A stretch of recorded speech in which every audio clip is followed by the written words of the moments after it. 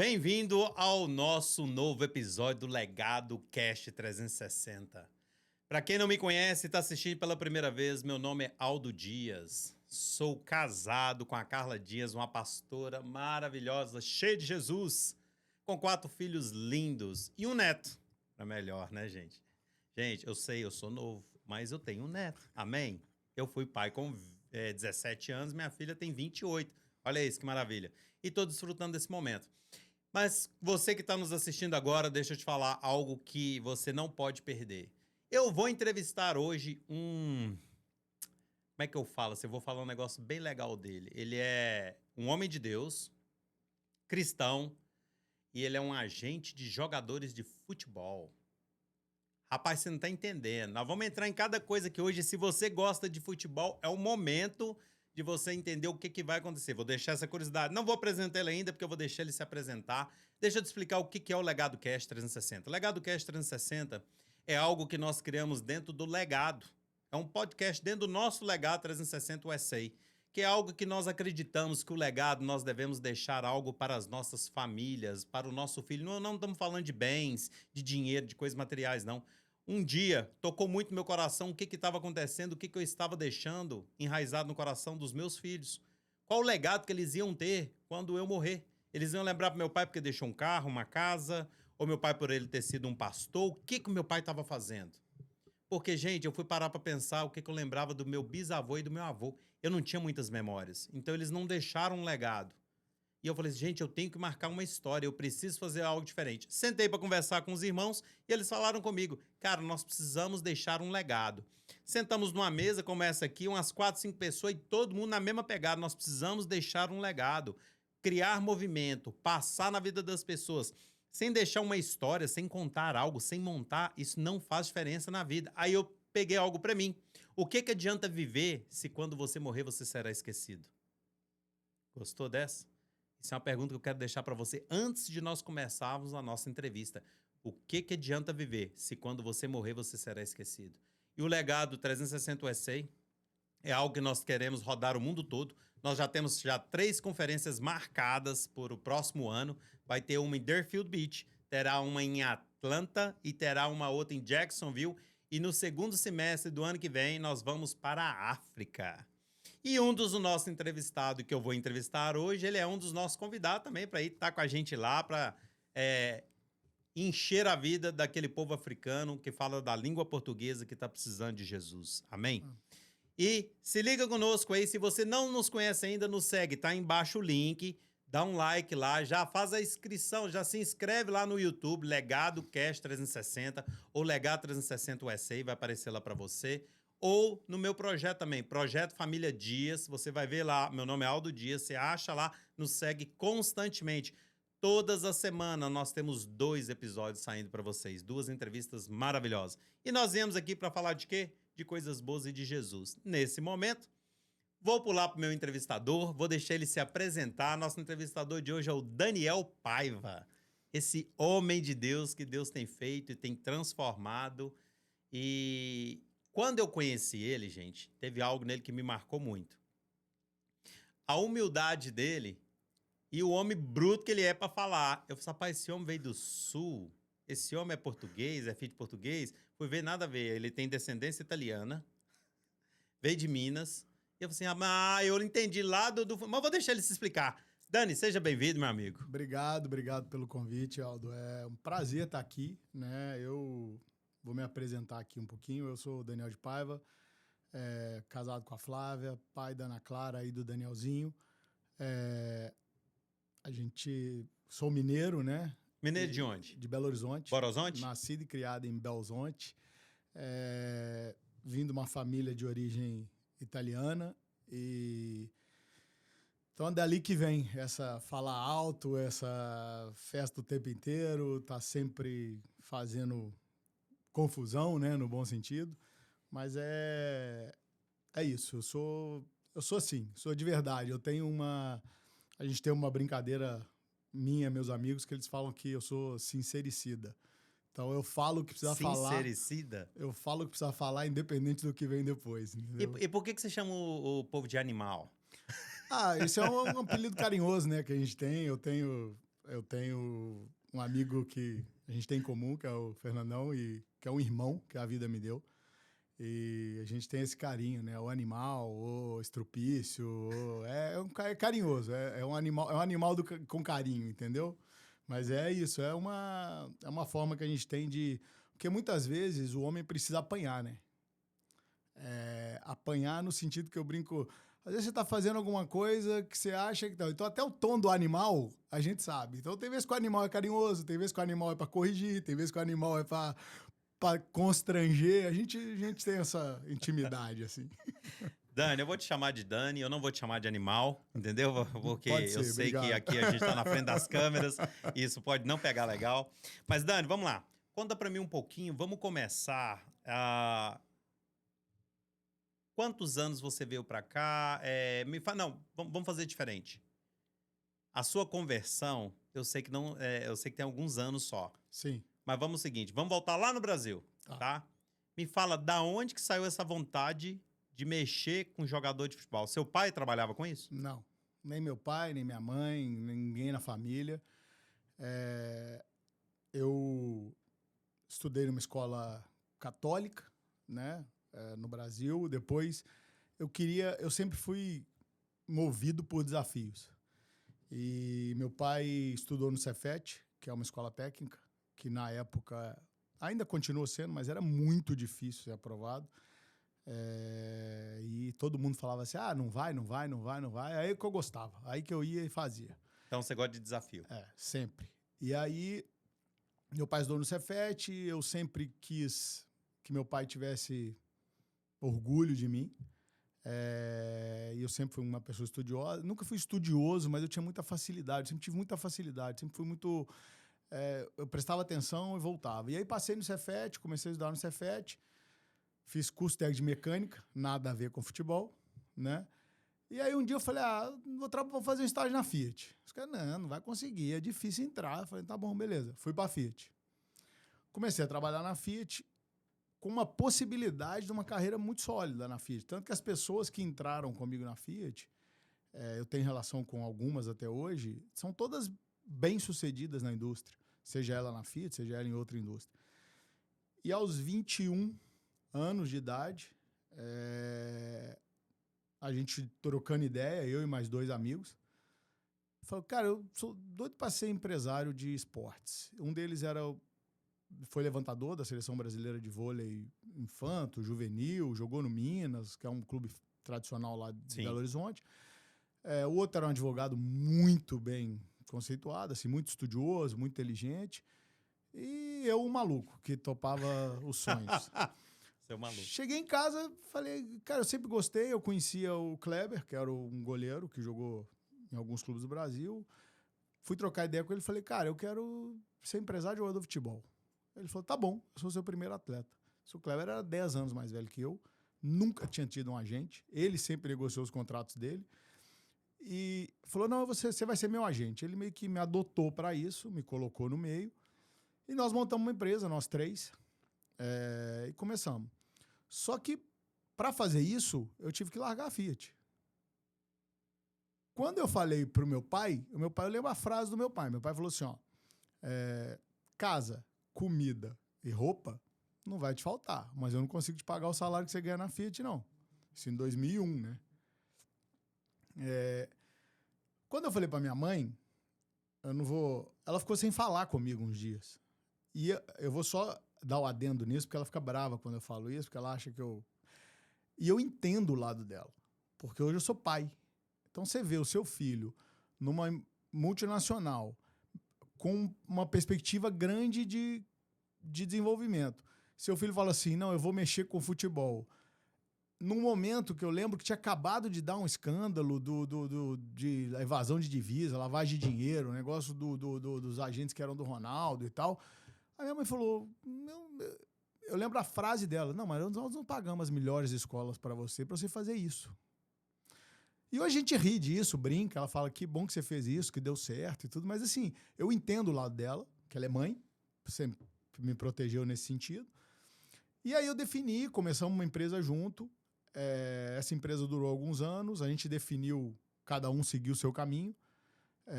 Os três continuam no esporte, nós três continuamos amigos. O GG hoje é um dos maiores agentes de vôlei do mundo.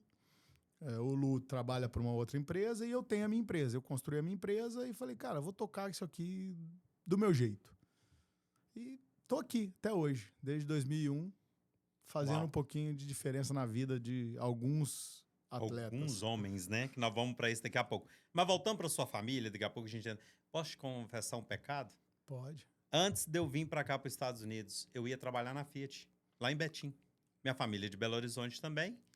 Meus pais em Patinga. Eu falei assim, gente, eu vou trabalhar na Fiat.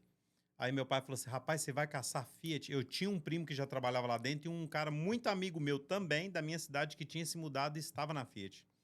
E eu falei, pai, eu tenho duas opções. Ou eu vou para Fiat, ou eu vou para Uzi Minas, ou eu quero uma passagem para Miami. Ó. O que meu pai fez? Te deu a passagem A pra passagem Miami. para Miami. Toma. Meu pai foi um dos maiores investidores na minha vida para poder concluir eu chegar onde eu tô. Mas por que eu tô te falando isso?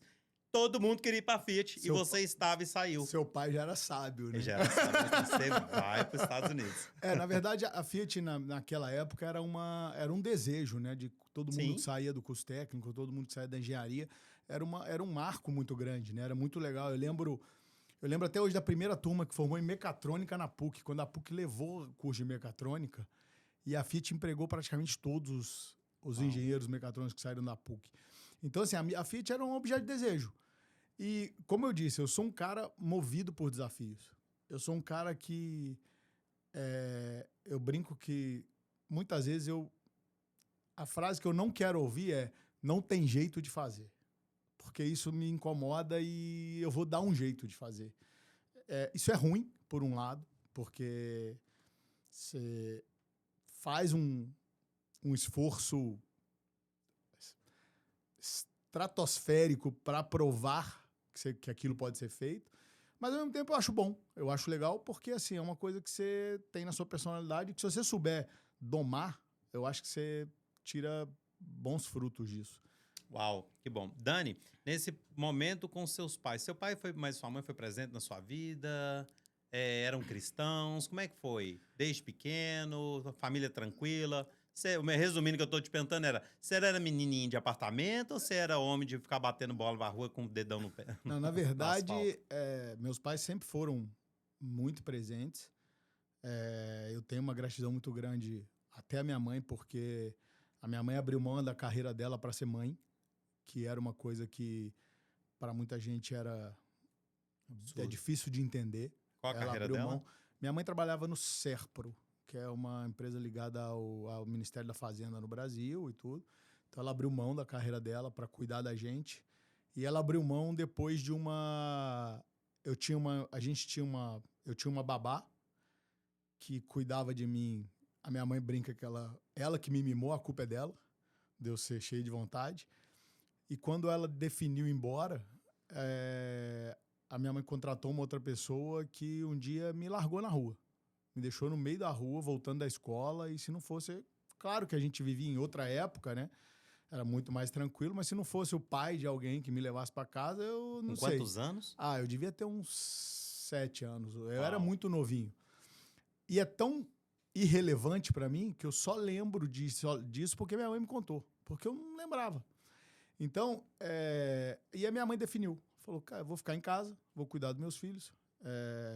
Meu pai trabalhava na CEMIG, né, que é a empresa de energia, e ele sempre foi muito presente. Meu pai viajava muito, só que ao mesmo tempo, o tempo que ele estava com a gente era muito intenso, né?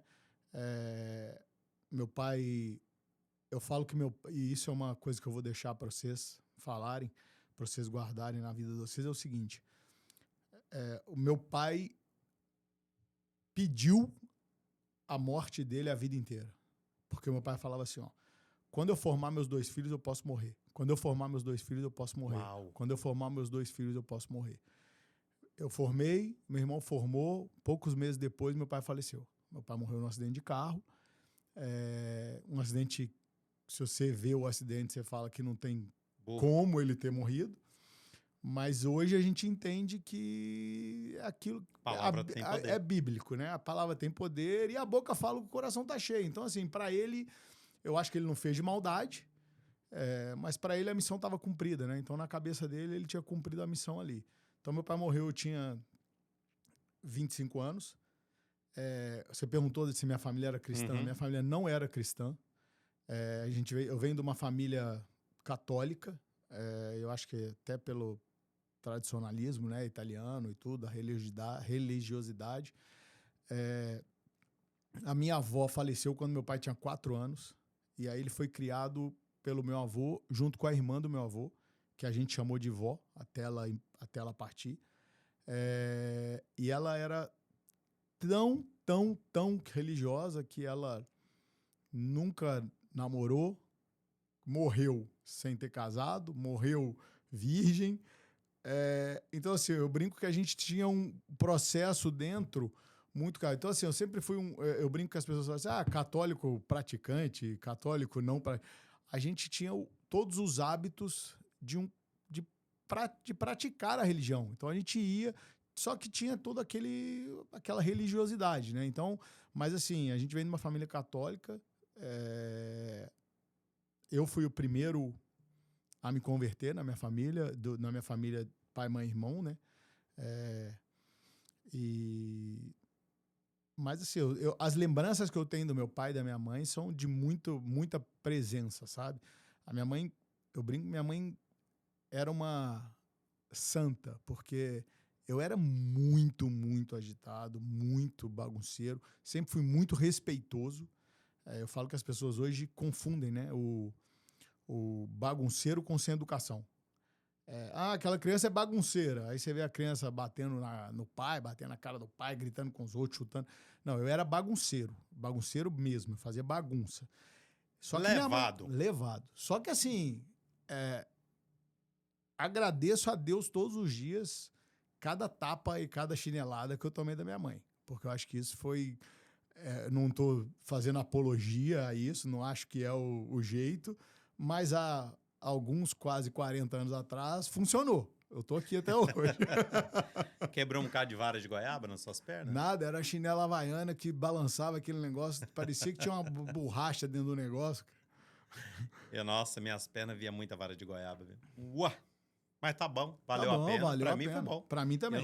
Eu também não vejo nada. Foi tranquilo. Eu acho que eu precisava. Somos dois. Eu tenho certeza que eu precisava.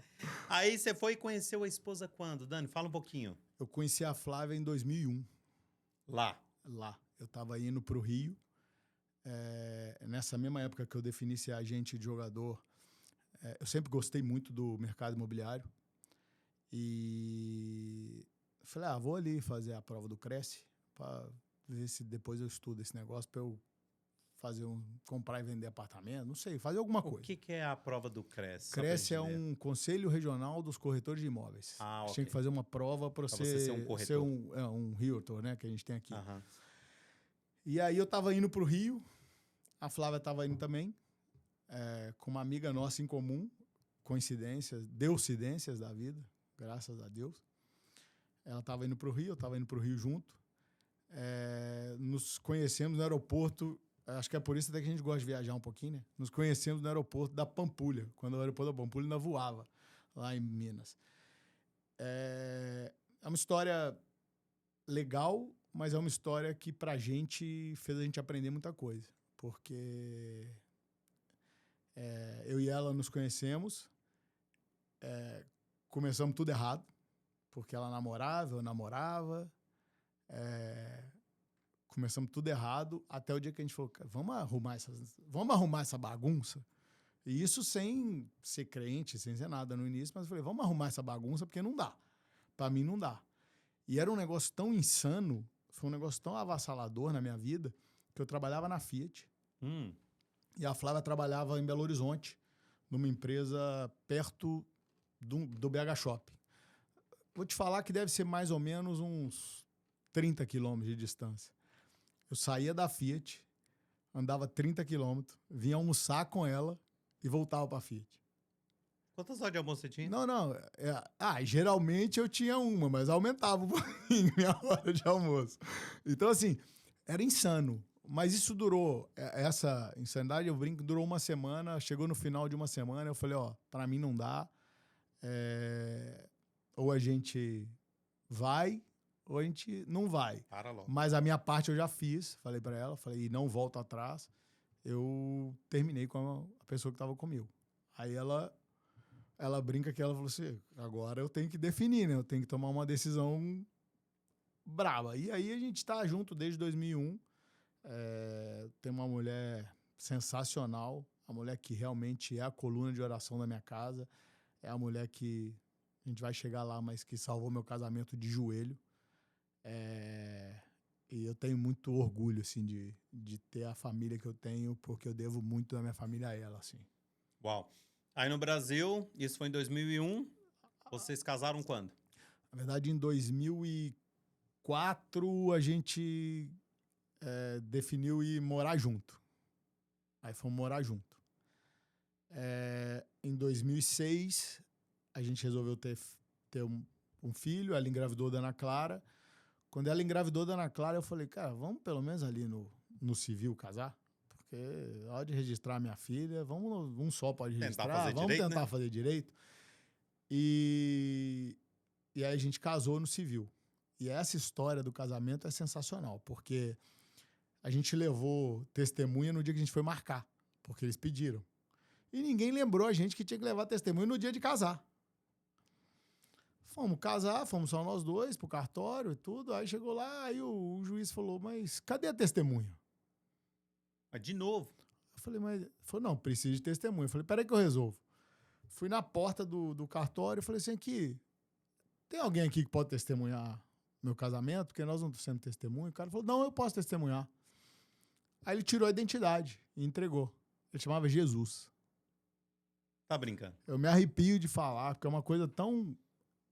Hoje, eu vendo o que a gente está vivendo, eu vejo assim, o toque de Deus na nossa vida começou lá atrás. Uau. Porque você pegar qualquer pessoa na rua para testemunhar seu casamento e essa pessoa chamar Jesus... Eu não conheço muitas pessoas que chamam Jesus de nome próprio, do primeiro nome. Então, pra gente foi assim... Na hora a gente balançou, mas não entendeu.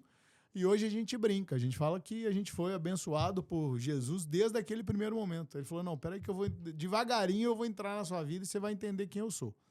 Então, assim, para mim é uma das fases mais marcantes da minha vida de entender o porquê de tudo.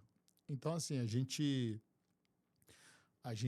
casou ali, o sonho do meu pai era ver a Flávia vestida de noiva. E ela falava assim, eu lembro dela falando, meu pai sentava com ela, meu pai fazia uma traíra sem espinho, que tinha mais espinho do que traíra, porque aí ficavam os dois lá, chupando aqueles espinhozinhos, e ele era apaixonado com a Flávia. E ele falava assim, não, mas você vai ficar bonita demais de noiva. Aí ela falava assim, ô Beto, eu não vou vestir de bolo, não. Eu não vou vestir de bolo de jeito nenhum. E realmente, nós casamos no civil. Foi um problema para mim com a minha avó, porque eu sou o primeiro neto. Então minha avó falava assim, é um absurdo, meu primeiro neto primogênito não vai casar na igreja. É uma vergonha que não sei o quê. Mas assim, não era vontade dela, a gente não tinha muito conhecimento do que aquilo podia representar ou não. E o grande relevante disso foi quando a Flávia falou assim, vai, começa a escrever sua lista de convidados para o casamento. Eu sou um cara que conheço muita gente.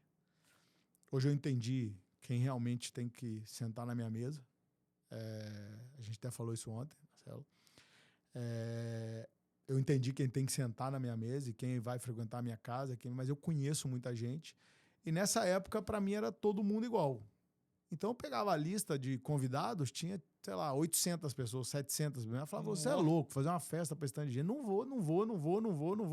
E não fizemos. Ponto. E assim, não me arrependo de nada, não tenho nenhum remorso, nenhuma mágoa. Foi um momento nosso, a gente resolveu não ter, a gente teve nossa casa, a gente foi construindo nossa vidinha, nós dois. Sempre um suportando muito o outro. O início de empreender dói. A Flávia tinha um emprego muito sólido.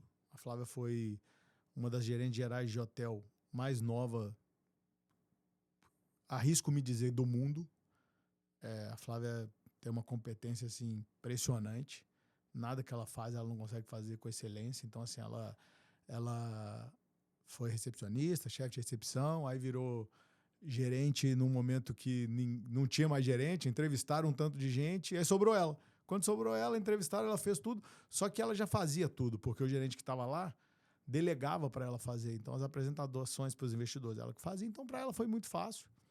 É uma das maiores evangelistas que eu conheço e é uma das maiores formadoras de gente que eu conheço. Ela formou na hotelaria do Brasil hoje grandes nomes da hotelaria, gerentes gerais, diretores comerciais, passaram na mão dela, foram recepcionista dela, foram chefe de recepção dela, foram... Que legal. Tal. Então ela tem esse dom.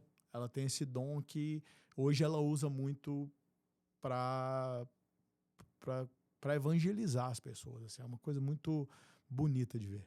Que legal. E nesse período de vocês, quanto tempo já estão casados até hoje, Dani?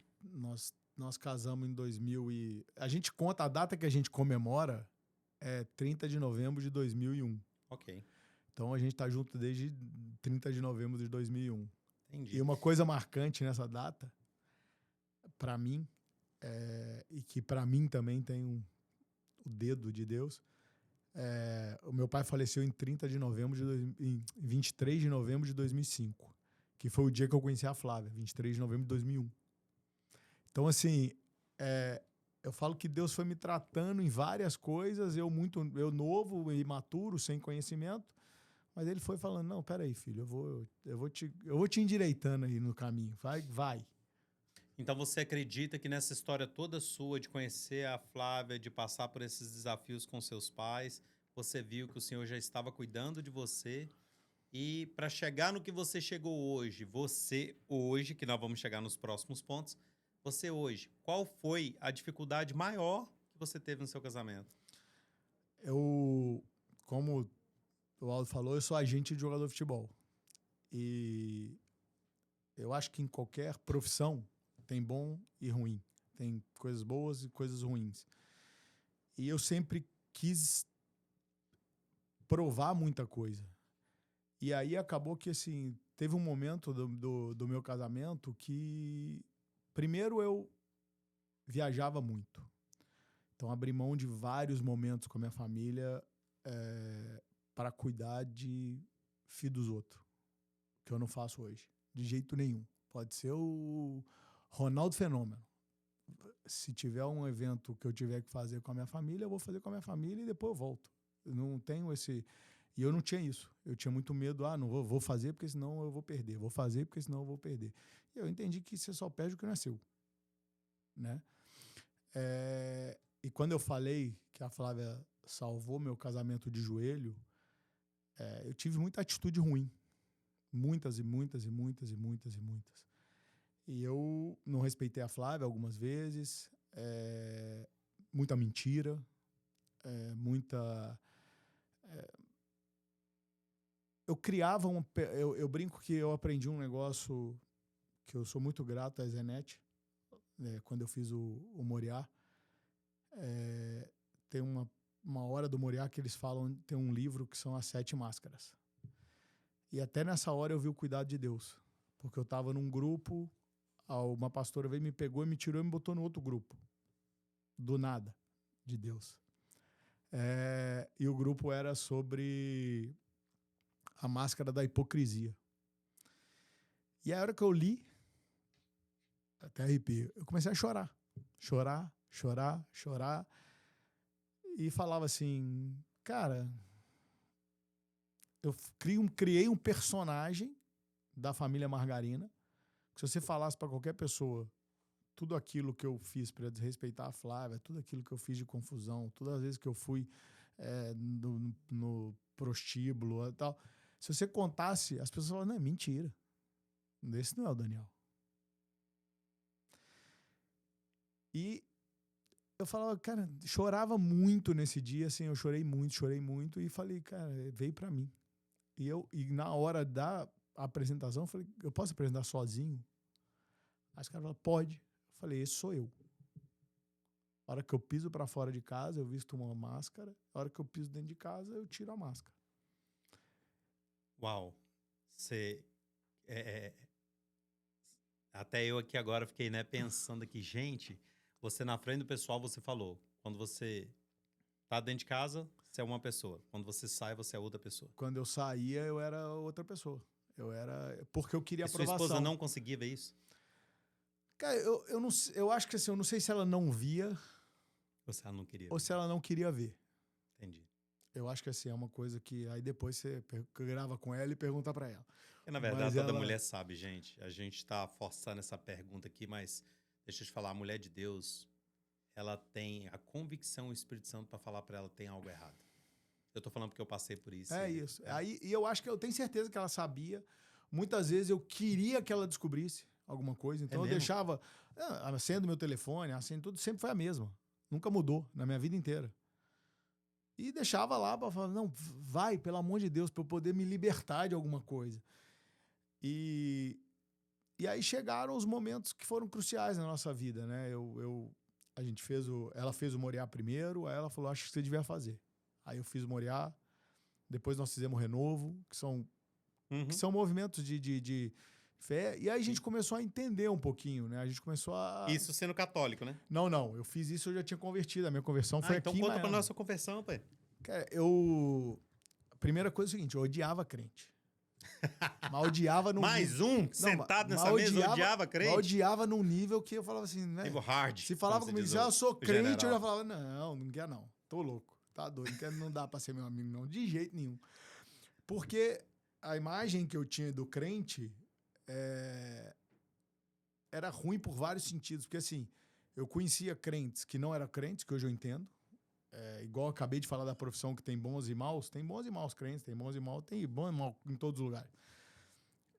E as maiores voltas que eu tomei no futebol foram de pessoas que se diziam crentes. Tá brincando. Mas hoje, e todas essas voltas, todas essas coisas, eu entendo assim, cada uma hoje. Hoje eu entendo assim, hoje eu entendo por que eu não fiz a transação do Henrique Bus pro Barcelona. Porque se eu tivesse feito essa transação, o Henrique foi meu jogador, um dos meus primeiros atletas. Eu tinha perdido a minha família, porque eu tinha feito uma transação gigantesca, vivido um glamour diferente, e eu ia estar no mundo. Você vendeu ele para outro time Não, antes? não foi. Eu tinha um agente que eu achava que era meu amigo, e esse agente me roubou o jogador. Tomou o jogador de mim. Entendi. Em vez de fazer uma parceria. E isso tudo eu falo que foi o dedo de Deus. E eu falei isso pra ele, pessoalmente. Ele veio me pedir perdão um dia, eu falei, irmão, eu que tenho que te agradecer. Porque você cuidou da minha vida. Você cuidou da minha vida. Deus te usou para cuidar da minha vida. E aí nós viemos, em 2014, nós definimos vir para os Estados Unidos. Inicialmente, nós falamos que era um ano sabático. A Flávia tinha trabalhado demais na época da Copa do Mundo, e ela tinha feito um estudo, sabia que ia passar por uma crise a hotelaria no Brasil pelo número de quartos que tinha aumentado. Então ela falou, não quero isso mais e tudo. Vamos morar um tempo fora? Eu falei, cara, sempre foi meu sonho, eu sempre quis morar fora. Falei, vamos embora. Em 2014 a gente veio. Veio com visto estudante, veio para estudar inglês, não veio para fazer nada, viemos para estudar inglês. E passamos um período pesado, porque eu passei 2 anos e meio no Brasil sem poder entrar nos Estados Unidos por causa de uma fraude processual que ninguém sabia o que era. Depois Deus abençoou mais uma vez, colocou uma mulher na minha vida dentro do consulado que falou, você tem um escritório em Brasília? Eu falei, não. Aí ela falou, então é isso que tá te prejudicando, porque eles foram visitar o escritório em Brasília e não existe. Eu falei, mas não existe, eu nunca falei que eu tenho escritório em Brasília. Mas isso tudo foi questão de pressa, foi questão de querer cortar caminho, foi questão de querer... Jeitinho. Eu não digo nem que foi um jeitinho. O que aconteceu? Com 6, 7 meses que a gente estava aqui, com visto estudante, nós cometemos um grande erro de vir os dois com F1. Então, com o F1, eu não podia sair para viajar, para trabalhar. E aí, foi me dando urticária. E aí, a gente foi jantar na casa de um casal de amigos nossos. E ele falou assim, eu conheci uma advogada e tal, ela fez o meu processo de L. Na época, o L era um processo que era o de transferência executiva, era um processo muito feito. Eu conheci uma advogada, ela fez e tal, e eu peguei meu green card já. Peguei minha autorização e tal. Falei, me dá o telefone dela. Na agonia de sair, falta de cuidado, não entendi nada, não entendia o que era. Passamos, fizemos tudo, aprovaram o meu visto. Eu fui pro Brasil para emitir o visto no consulado americano.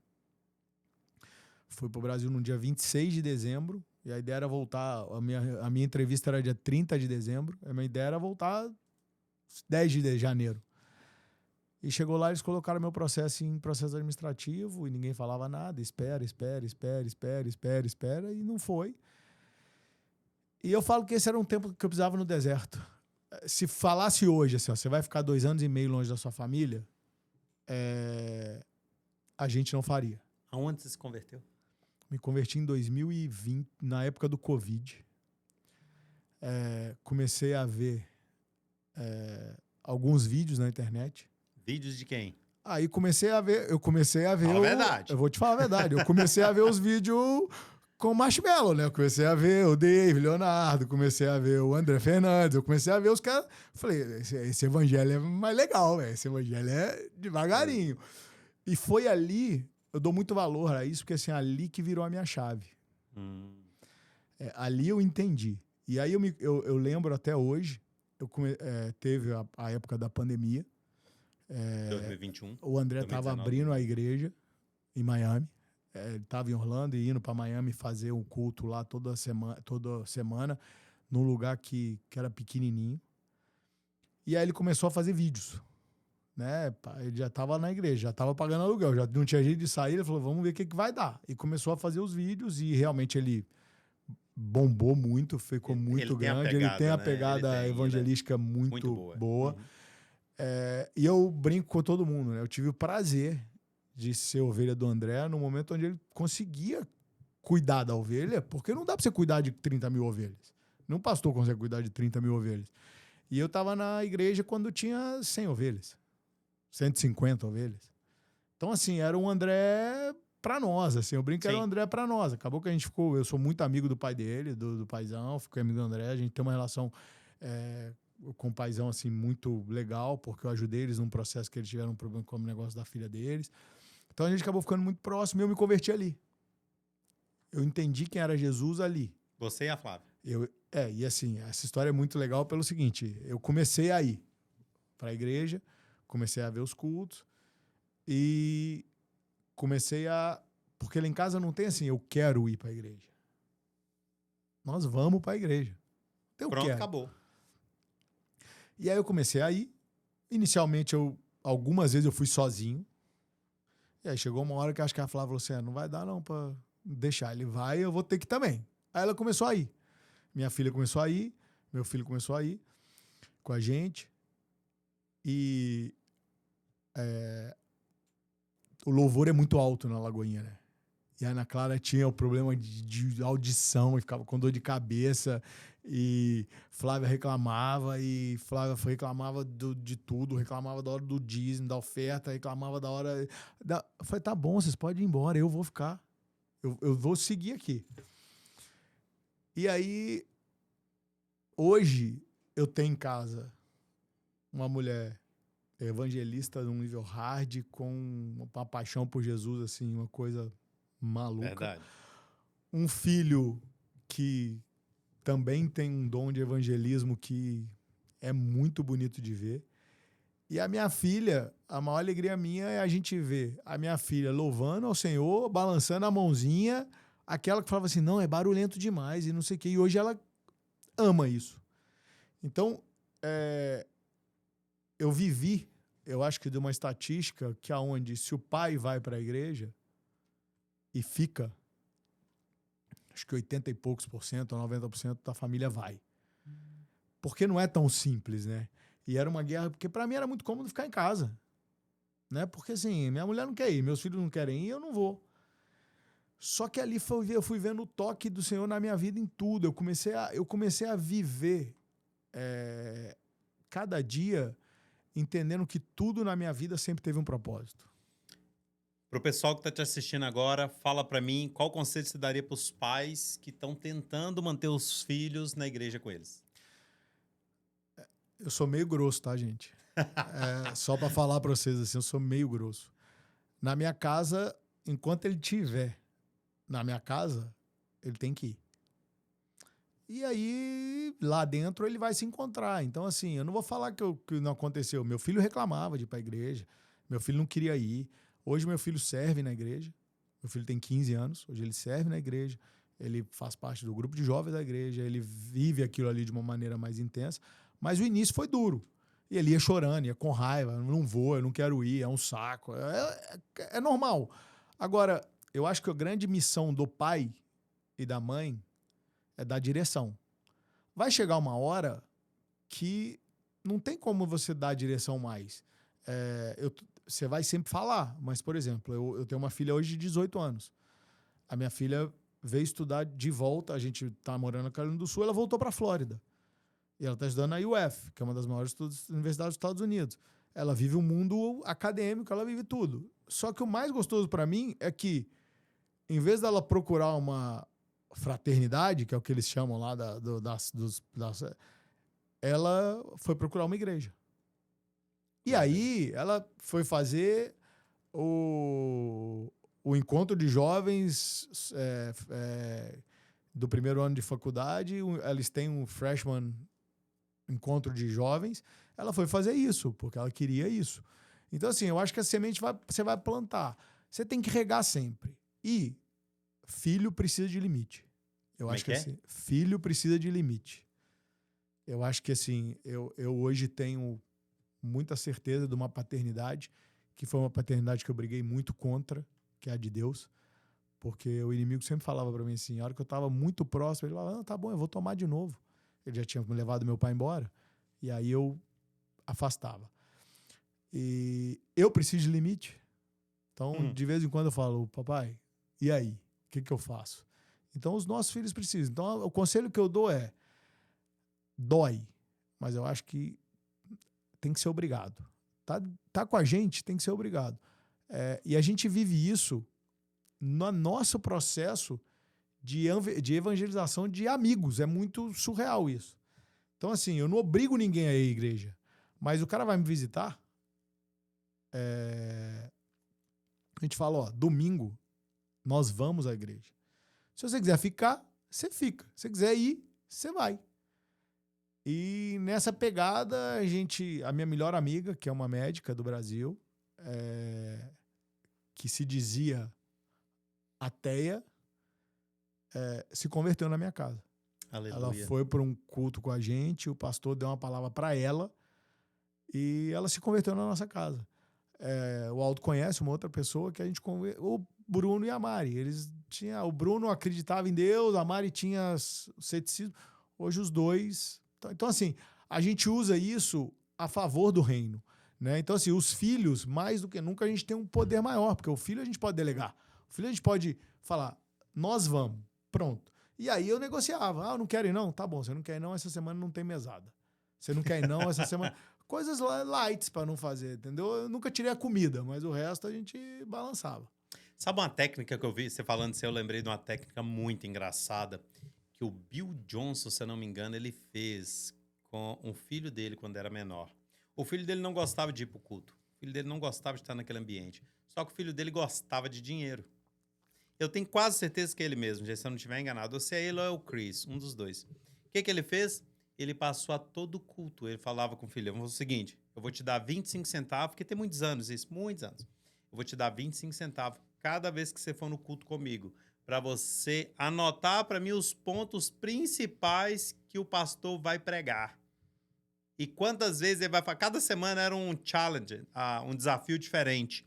Aí ele falava o que vai falar disso, o que vai falar daquilo, ele dava 25 centavos. Ele falou que foi a melhor estratégia que ele usou, porque o filho dele foi aprendendo a palavra, foi buscando, foi se interessando, e depois, com o tempo, ele viu que não precisava pagar mais. Sabedoria. Era automático. Sabedoria. Eu acho que cada um tem um... E o mais importante, eu acho, dessa parte é você conhecer, né, os seus filhos. Conhecer seus filhos. É. Porque, assim, vai ter filho que não adianta você amarrar e levar.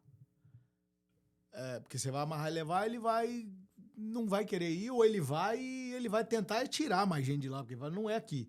Então, assim, eu acho que essa sabedoria é uma coisa que é muito importante, sabe? Você entender aonde você quer chegar. Então, assim, eu Lá atrás, às vezes eu negociava, vamos, então nós vamos e depois nós vamos almoçar no japonês que vocês gostam. Tudo bem, nós vamos almoçar no japonês. Eu ia almoçar no japonês de qualquer jeito, mas eu usava isso pra gente poder fazer. Eu já fiz isso também, gente. Não tem As estratégia. estratégias são boas. Vamos pular um pouquinho cá pra frente. Vamos falar um pouco de futebol? Vamos. Vamos lá? Daqui a Bora. pouco a gente volta um pouco mais sobre o ministério e sobre a vida pessoal do Dani. Dani, futebol. Ser um empresário hoje, tomando conta de montes de jogadores que eu sei que você toma, que você vira e mexe, a gente conversa sobre isso, né? Detalhes. E qual que é o seu maior desafio hoje sendo cristão e ajudando esses garotos? Hoje, eu não tenho muito desafio, não, assim, nisso de ser cristão. Porque eu acho que eu aprendi que o posicionamento te leva aonde você tem que estar. Mas eu sempre tive como eu disse, aquele processo de estar no meio, de ser, né? Eu sempre tive aquela necessidade de seguir a manada, fazer o que todo mundo faz. E chegou um momento que eu falei, cara, tá tudo errado na minha vida. E aí eu entendi que dinheiro sem propósito não vale nada. E aí foi quando eu entendi que Deus me deu um dom de transformar a vida dessas pessoas através do esporte.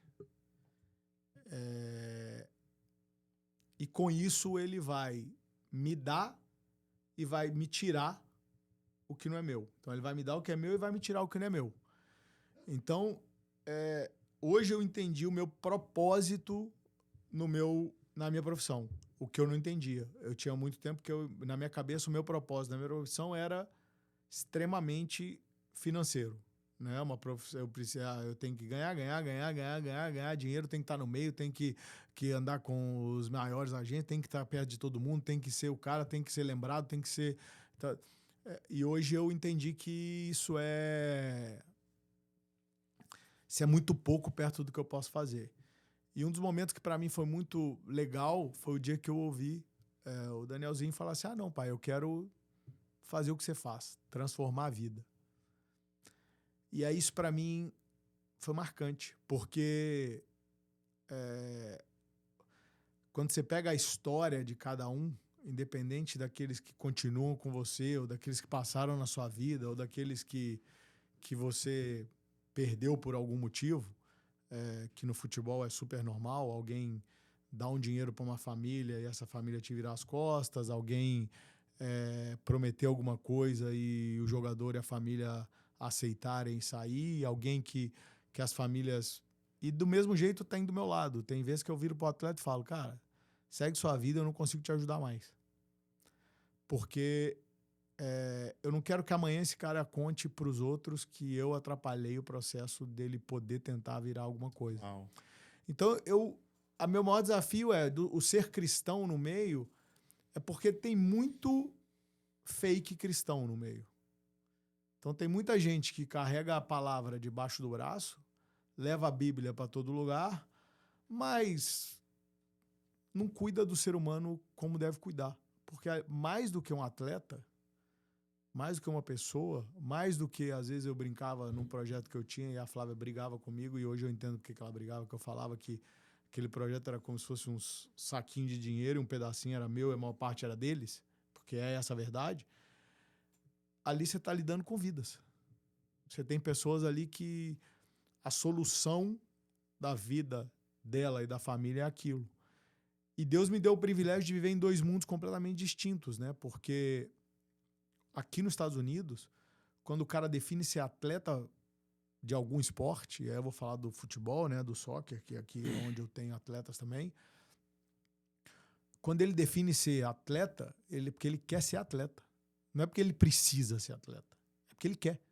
Porque eu precisar aqui, ele não precisa. Porque uma coisa eu falo muito rasgado para todo mundo. A América dá dignidade para todos os níveis de pessoas. Então, a dignidade que eu falo é todo mundo tem acesso a um carrinho, todo mundo tem acesso a morar, todo mundo tem acesso a comida boa, sendo que um vai comer mais porco do que frango, ou mais carne do que frango, mas todo mundo tem acesso. Então, o atleta aqui é um atleta. No Brasil, o cara ser atleta é um meio de sobrevivência. Porque aquele cara, se ele não for atleta, ele vai voltar para a favela e a família dele tem um histórico de gente no tráfico de droga, e aí é o caminho mais fácil, e aí é aquilo que a gente sempre fala, de cortar caminho. Então, o ser cristão, para mim, hoje, é mostrar o que Cristo fez na minha vida para eles e dar oportunidade do que Cristo pode fazer na vida deles. Mas, ao mesmo tempo, isso é uma barreira. Porque muitas pessoas não querem ouvir quem é Cristo. Muitas pessoas não querem saber o porquê Cristo fez na sua vida. Porque para eles aquela vida é a Disneylândia, né? Que eu brinco. Então, assim, esse acho que é o meu maior desafio. É balancear até onde eu quero fazer o propósito, né? Junto com a necessidade financeira, que a gente tem a necessidade financeira. Claro. Porque geralmente, se você deixar só o propósito, você vai abrir mão do financeiro. Mas também o financeiro não pode ser primordial. Então, muitas vezes eu tenho essa batalha dentro de mim. Então, assim, eu abri mão de não brigar por permanecer com alguns atletas, coisa que hoje, no meio do futebol, para as pessoas que me consideram, porque assim, eu brinco que é uma história de 25 anos, você não constrói da noite pro dia. Então a maioria das pessoas me respeitam. Você tá 25 anos mexendo com esporte? Muito. 25 anos.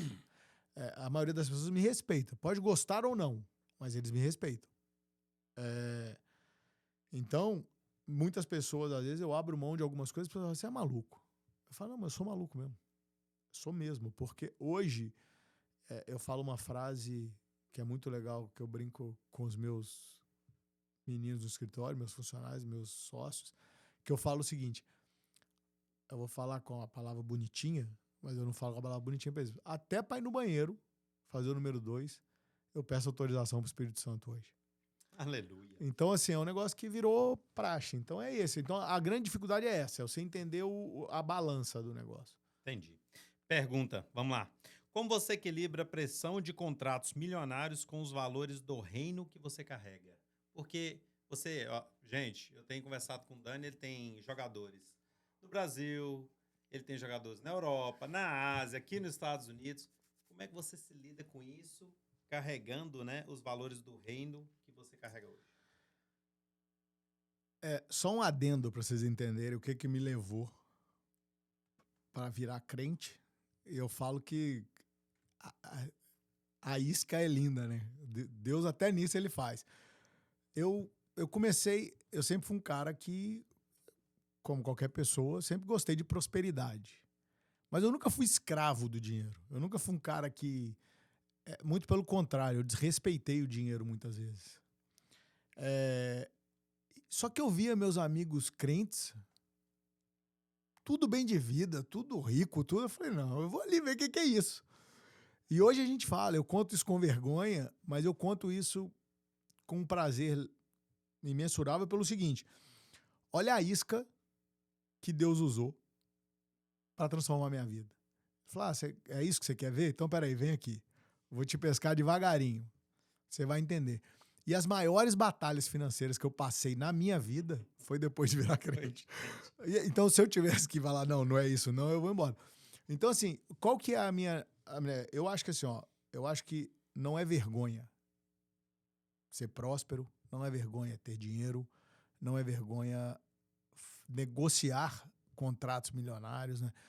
O que eu acho que é vergonha é você pegar o que não é seu, é você mentir pro atleta, é você criar coisas que não existem numa negociação, é você deixar de fazer um negócio porque às vezes alguma outra pessoa vai ganhar um pouco mais do que você e você aquilo não acha justo. E ao mesmo tempo eu tento mostrar para os meus atletas que aquilo que ele vai ganhar, Deus está privilegiando ele naquilo, mas que às vezes é para ele derramar na vida de alguém também. Uau. Porque assim, é muito fácil você encher uma conta no banco e não ter propósito. E eu falo assim, as pessoas mais ricas que eu conheço são as pessoas que têm mais problema de identidade, de caráter, de não ser feliz. Porque assim, eu deito a cabeça no travesseiro e durmo hoje. Eu conheço pessoas milionárias que são tão pobres, tão pobres, tão pobres, que a única coisa que ela tem é dinheiro. Essa foi boa. O futebol tem muita vaidade, fama e tentação. Como você protege o coração dos atletas que você gerencia? Essa é uma das minhas maiores lutas. Imaginei. Porque é uma guerra. É uma guerra. Como é que eu vou te falar? É uma guerra desleal. É uma guerra desleal. Porque se você pensar. Eu vou no cenário Brasil primeiro. Se você pensar, o atleta saiu de uma condição financeira nenhuma. Muito pobre. Então, tudo que ele quer é se afirmar com um carrão, se afirmar com uma mulher bonita, se afirmar podendo frequentar ambientes que ele não frequentava. E, ao mesmo tempo, eles sofrem assédios que se você vê, se assusta. Como? Explica pra nós. Dá um exemplo. Cara, algo que você já o direct, precisa falar o nome. O direct do Instagram dos caras é um cardápio. Um cardápio. Nossa. É uma coisa assim, você falar assim, não é possível. E qual a idade da galera, a maioria? Dos na verdade é o seguinte, hoje eu brinco que virou uma profissão, né? Então assim, dos meninos de 14, 15 anos pra frente, tem as investidoras que vê futuro ali, já vai... E dos caras que já estão jogando, ela faz... E eu entendo isso porque eu vivi com o ego inflado muito tempo, eu usufruí desse meio, porque é o seguinte, a gente pode dar acesso para pessoas de coisas que elas nunca teriam acesso. Então, por exemplo, o jogador tá na Europa, ele entra no Instagram dele, vê aquela mulher, ele começa a trocar ideia, e ele fala pra ela assim, vem pra Europa passar uma semana comigo. Às vezes aquela mulher nunca saiu do bairro da casa dela e tem a chance de ir pra Europa. Então, essa é a minha maior dificuldade. De você conseguir dosar isso. De você saber aonde você vai achar uma pessoa que não tá ali só pelo interesse ou que não tá ali... E que tá ali pela pessoa. Então, assim, eu tenho casos de atletas que foram muito bem sucedidos na carreira, começaram a cair e as negavéias estão com eles. E eu conheço vários casos de atleta que enquanto o cara tava no auge, ele tinha a negavéia que ele quisesse e depois que ele acabou, ele entendeu quem tinha que estar do lado dele. Uau. Então esse é o maior, assim, a tentação a tentação é muito essa. Como é que protege o coração desses meninos? Cara, é muita oração, é muita verdade de eu falar assim, você sabe que ela não tá olhando pra você porque você é lindo, né? Você fala isso, Dani? Cara, rasgado. Porque assim, tem atleta bonito? Claro que tem. Mas a grande maioria não é bonito. Né? Então, assim, você sabe o que ela quer. Agora, ela pode aprender a gostar de você. Isso eu acho que também, isso o amor é ensinável. Então, assim, eu conheço pessoas que às vezes começaram uma relação somente pela beleza e depois eles entenderam que aquela relação era uma relação que eles podiam levar para a vida toda, uma coisa diferente. Então, assim, porque, na verdade, do que eu falo muito, inclusive para nós homens, nós vamos ficar velho. Mas? Nós vamos ficar feio, nós vamos ficar mulambento, nós vamos ficar mochibento, as mulheres também. Beleza, a gente cuida, reforma, dá e tal, mas vai todo mundo chegar lá. Vai todo mundo ficar velho. Então, qual que é o propósito de você se casar só com a carne? Verdade. É desfile? É só pra você desfilar em algum lugar e falar, não, eu tenho um homem bonito do meu lado, eu tenho uma mulher bonita do meu lado com corpo escultural? Ou aquilo ali tem algum porquê? Porque, assim, Um dia, eu brinco que a Flávia tem uma visão de investimento muito grande, né? Porque se você pegar uma foto minha quando ela começou a namorar comigo, dá dó. Parecia aqueles urso branco, parecia um hipopótamo de pelúcia. E ela me amou realmente. Eu melhorei um pouquinho, não tanto, porque eu emagreci, né? Pelo menos, mas o normal você vai piorando com o tempo. Piorando, que eu falo, as coisas vão caindo, seu desejo vai diminuir. Não tem como uma pessoa de 80 anos falar assim, não, hoje eu tenho o mesmo desejo que eu tinha quando eu tinha 40. Mentira. A não ser que ele esteja tomando alguma coisinha especial. Então, assim, o que eu tento mostrar pra eles... Já tomou uma coisa especial? Não. Olha. Não, só tomei TRT, né? Eu faço reposição de testosterona, mas a Peguei coisinha agora. eu não tomei ainda, não. Mas se precisar, a gente toma também. Eu não tenho vergonha, não. Eu não tenho esse problema. Eu falo que é assim, por isso que eu falo, eu sou sincericida. Mas eu sei... Eu vou dar um exemplo, só pra vocês entenderem a minha sincericidade. Eu fui almoçar outro dia com um cara, ele botou um pratinho, deu 2 garfadas e parou. Aí eu falei, quantos miligramas de Monjaro você tá tomando? Ele, para, que não sei o que. Eu falei, você quer mentir? Você quer enganar quem? Aí eu falei, deixa eu te explicar. Depois que eu tive o meu processo de emagrecimento, chegou um momento que eu parei num platô. Eu liguei pra minha médica no Brasil e falei, só me fala quantos miligramas, que eu vou tomar. Eu preciso perder os outros 8, 10 quilos que eu quero. Aí ele falou, Dani, tô tomando meio 0,5. Eu falei, não, eu sei que você tá tomando, porque não tem jeito você botar o prato e não aguentar comer. Então, assim, eu não tenho problema. Às vezes as pessoas falam assim, não, mas eu não tô fazendo. Não, eu não tenho problema. Se eu precisar um dia, eu vou tomar. Se eu precisar de testosterona, eu vou tomar. Porque eu acho que isso é cuidado do homem. O cara que faz botox, Não, é cuidado da gente com a gente mesmo. Você faz botox? Não, eu tenho vontade de fazer. Não fiz ainda, não. Por isso que tá tudo enrugado assim. Não, tem vergonha não. Nenhuma. Não vou fazer porque minha mãe não deixa. Rapaz, homem que homem faz botox, não. Faz não? Então tá bom. Então, aí, ó. Tá aí. Gente, eu tô brincando. Eu não tenho problema nenhum com isso, não. Gente, vou melhorar a lataria, ué. É isso. É uma reformazinha, né? Uma reformazinha, assim. A gente não vai... É investimento, né? Pra pelo menos parecer bonitinho. Brincando, galera. Eu fiz, não tenho problema nenhum com isso. Sou muito resolvido e graças ao Senhor Jesus e agrada a minha esposa. É isso. Escuta, eu ia te fazer uma pergunta, você já respondeu. Qual que seria o maior pecado ou armadilha que você já viu destruir a carreira de um jovem? Você acabou de falar. No meio da pergunta. Existe muita sujeira e manipulação nos bastidores? Como você se mantém íntegro quando vê propostas que ferem seus princípios? Esse é legal de falar, porque assim, existe como em qualquer meio. Tá? Então, assim, não tem nada de diferente. Existe corrupção, existe...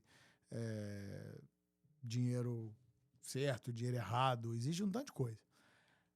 Mas é tão surreal a proteção de Deus na minha vida que os caras têm medo de falar comigo dessas coisas. Então, por exemplo, eu sei de gente que recebe dinheiro por fora. O cara convive comigo, conversa comigo, faz operação comigo e nunca falou. E muitas vezes eu me questionava disso. Porque eu falava assim, cara, por que esse cara não faz negócio comigo, cara? Eu quero fazer negócio com esse cara. E Deus um dia falou comigo, falou, quem tiver que fazer negócio com você, vai fazer. Quem tiver que sentar na sua mesa... Quem tiver que sentar na minha mesa, vai assentar. E é uma coisa que eu aprendi na dor. Deus tirou muita gente da minha vida, das minhas mesas. E algumas eu sofri muito. Porque eram pessoas muito, muito, muito próximas. Eram pessoas que eu tinha como irmão. E hoje eu entendo o porquê dele ter feito isso. Então, assim, ontem eu falei uma frase pro Aldo que ele me tirou de algumas mesas e me colocou em outras mesas muito melhores. Mas se ele me colocar naquela mesa de novo, eu tenho vergonha zero de falar de Cristo. Eu tenho vergonha zero de falar o que Jesus fez na minha vida. Eu tenho vergonha zero de ser julgado, porque assim, a maioria das vezes você vai ser julgado. E quem não, né? Então é o que a gente fala. A única pessoa que podia julgar a gente foi pra cruz e morreu. Então, não tem ninguém. Então, o que as pessoas falarem ou não falarem, tá bom. Tá tudo bem. Essa frase eu aprendi com um amigo meu. Tá tudo bem. Cara, Na sua mente você ainda eu julga? ainda tenho esse defeito grave, assim. Eu julgo muito. Muito. Muito. Hoje, na verdade, muitas das vezes, assim, eu tenho tentado, quando eu julgo, eu tenho tentado falar. Irmão, aconteceu isso, isso, isso. E assim, a gente viveu um momento muito legal, assim, eu, o Aldo, o Rogério, o Rubinho, porque a primeira vez que eu fui servir no Legendários, ninguém me conhecia, ninguém sabia quem eu era. E eu fui servir na posição que eu sirvo. E eles vieram pra mim depois e falaram, nós te julgamos muito. Porque os caras, olha, você tá numa posição que, teoricamente, muita gente queria estar. Ninguém sabe quem era aquele branquelo que tá ali. De onde veio aquilo? De onde vocês desenterraram aquela criança?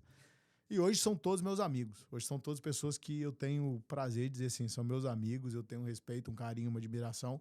Mas é normal, eu acho que do ser humano você tá sempre julgando, né? Agora, eu acho que o julgamento vai acontecer. Agora, eu acho que a hombridade de você ir lá e falar, cara, me desculpa, eu te julguei por isso, acho que é a parte mais difícil para o homem. Porque assim, você julgar e falar para os outros é fácil. Agora, eu virar para você e falar, Aldo, ó, eu acho que eu te julguei, eu pensei que você era assim, assim, assim, assim, assado, e eu tô aqui para te pedir perdão, porque você você é completamente ao contrário. Oposto, né? Ou eu posso falar, Aldo, eu não concordo com isso, mas respeito. Porque por isso somos todos diferentes, não tem ninguém igual. Sim. Então, assim, eu tenho coisas que podem desagradar as pessoas. E eu tenho coisas que podem agradar, e do mesmo jeito. Agora, eu tento sempre, mesmo agradando ou desagradando, andar debaixo da palavra, andar debaixo daquilo que eu acredito. Claro, somos falhos, pecadores, não sou perfeito, não existe, vou falhar, vou errar, mas eu tento o mínimo possível. E a palavra de Deus fala, né? Pra gente tomar cuidado que à medida que você julgar, você será julgado. Amém? Justamente isso. Vamos pra próxima. Vamos lá. Essa aqui você quase que já respondeu ela. Não, vou pular. Vou pra baixo. Qual foi a sua decisão mais polêmica que você tomou para proteger um jogador, mesmo sabendo que isso te custaria talvez fechar as portas? Você já teve alguma decisão assim? Já. Eu tive uma decisão que essa é marcante na minha vida, porque foi logo no iniciozinho da carreira. Eu tinha um... É até engraçado que acho que ele nem sabe disso na minha cabeça, assim, mas eu vou mandar pra ele ver. Eu tinha um jogador no Curitiba, chamava Carlão. Esse jogador foi convocado para a seleção brasileira, de base. Ele foi comprado por um fundo de investimento na época, que era um fundo que quem tocava era a Gesfoot, que era do Jorge Mendes, que é o empresário do Cristiano Ronaldo, que é o maior do mundo, disparado. E eu tinha mais 8 ou 10 jogadores no Curitiba. Ali eu arrumei uma briga com o presidente de um nível que eu não podia entrar no Curitiba. Uau. Mas uma briga para defender o atleta. Não foi nada foi para defender o atleta. E aí é o que eu digo, né? Até nisso, o cuidado de Deus veio depois, porque passado 1 ano e meio, 2, o presidente me chamou no escritório dele. Ele é um advogado renomado em Curitiba. Ele me chamou no escritório dele, a gente fechou um outro negócio, a gente tava fechando um outro negócio, e aí ele me abraçou e falou assim, eu queria te pedir desculpa. E lembro até hoje, me deu um beijo na bochecha e falou, eu queria te pedir desculpa, porque tudo aquilo que eu falei de você na imprensa era mentira. Tudo aquilo que eu fiz para você dentro do Curitiba, não podia ter feito. Aí eu falei, presida, fica tranquilo que vamos pro próximo, vamos virar a página. Então acho que eu tenho eu tenho o talento de virar a página desde muito cedo na minha vida. Às vezes dói, claro, porque eu sou ser humano, mas eu hoje eu sei muito bem conviver com luto. Então, assim, eu falo que eu tenho prazo determinado. Então tá, eu vou ficar com raiva 2 dias e depois dali esquece. E é muito legal isso, porque você vive muito mais leve, né? Você fica muito mais fácil, fica muito mais tranquilo, assim. Então, assim, é esse o grande desafio da minha vida, assim. Top. Por que tantos atletas chegam ao topo e perdem o propósito no meio do caminho? Falta discipulado?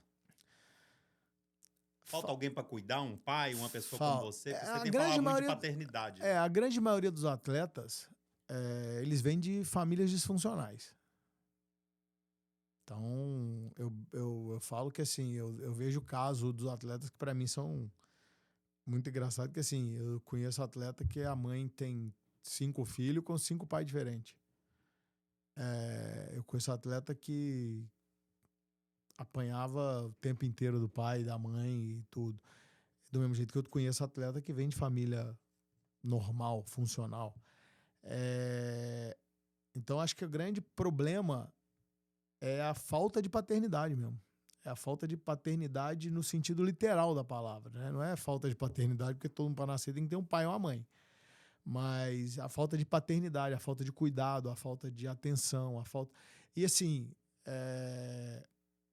uma coisa que eu aprendi muito é que até nisso você tem que tomar cuidado. Por quê? Porque quando você serve demais, chega uma hora que aquilo não tem mais valor. Uhum. E quando você não serve tanto, qualquer coisa que você fizer é um plus. Então, eu tenho hoje que definir, que é muito maluco assim para mim, eu tenho que definir a personalidade de cada atleta meu para eu poder saber até onde eu vou. Porque eu já perdi atletas que me chamavam de pai, falavam que me amavam, simplesmente por uma proposta me largaram.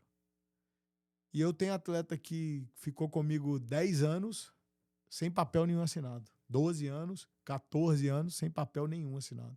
Uau. Eu tenho atleta que eu tenho a assinatura dele no meu iPad. Se eu quiser assinar documento, eu assino. Eu tenho. Então, hoje eu consegui entender isso. E muitas das vezes é muito raro eu misturar a minha família com o meu negócio. Então eu vou te falar que acho que eu conto nos dedos de uma mão os atletas que frequentam a minha casa.